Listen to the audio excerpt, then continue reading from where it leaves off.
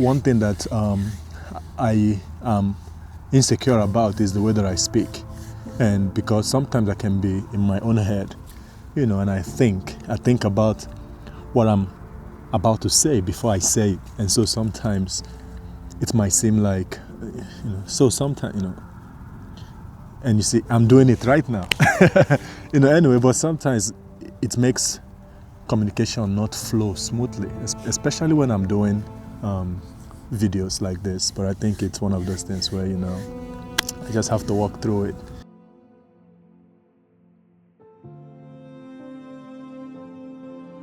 I used to think ignorance was bliss. I shouldn't be held accountable for what I don't know. And I think the reason we think ignorance is bliss is because we know that once we know the truth, we can no longer enjoy the lies. And I've come to learn, I've realized the greatest enemy to man, the greatest destruction to man is ignorance. Ignorance is the major enemy of man. And we blame so many things on this entity we call the devil that we've become irresponsible. We eat bad, get sick, and blame it on the devil. And 90% of the knowledge we need right now is in a book somewhere that you never read. Every time you walk past a library, knowledge incriminates you. Every time you scroll past that educational video, knowledge incriminates you. You're going through what you're going through right now because of ignorance. And God said, my people perish, my people are destroyed for lack of knowledge. He's saying you're being destroyed for what you do not know. But there is a price that you pay for not knowing. And he said, because you have rejected knowledge, I will also reject you.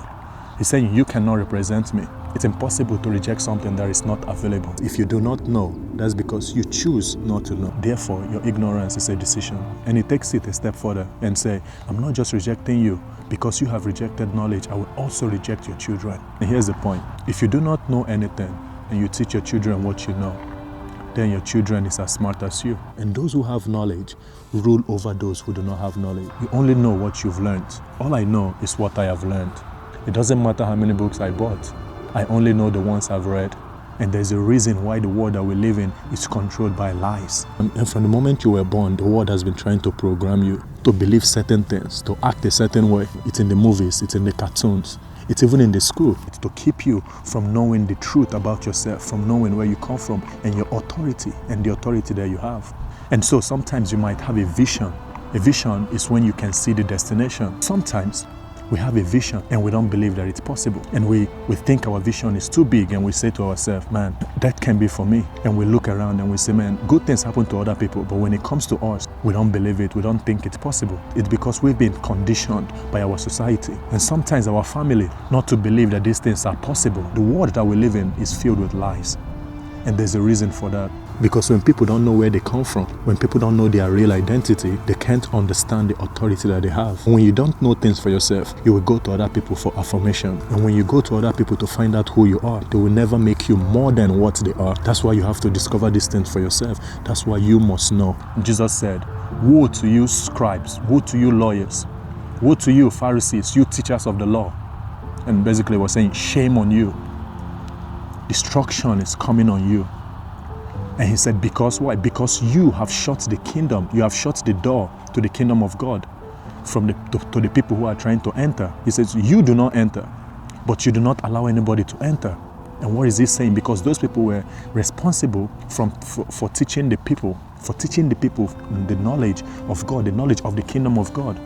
So Jesus was telling them, you have stopped the people from accessing the authority that they have as children of God. You can be struggling with that one thing for the past 5 years. It might be corn, whatever it is, and you're struggling and you're running away from something that you're supposed to be commanding. And the thing is, as long as you keep running, you will keep being chased by what you're running from. But you never know who you are because all you know is all you've learned. And back then, there were gatekeepers. These people kept the knowledge of the truth from people because they know that knowledge was the key to freedom. And you hear this saying, knowledge is power.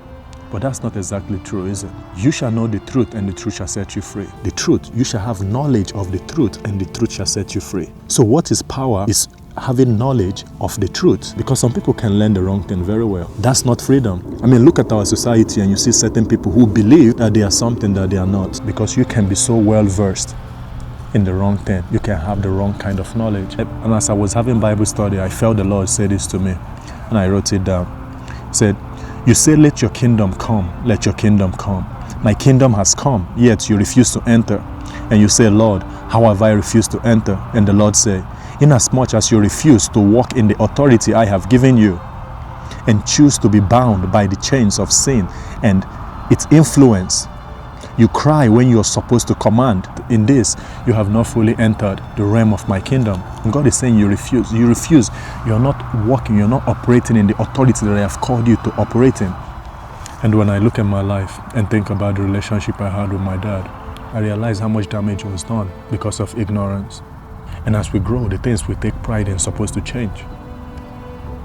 And that's why Paul says, when I was a child, I'd acted like a child. But now that I'm grown, I have to put away childish things. And we have to start taking pride and thinking about these things. What kind of father do we want to become? What kind of husband? What kind of wife? Or do we just want to be there and just be a father only because the child came from us?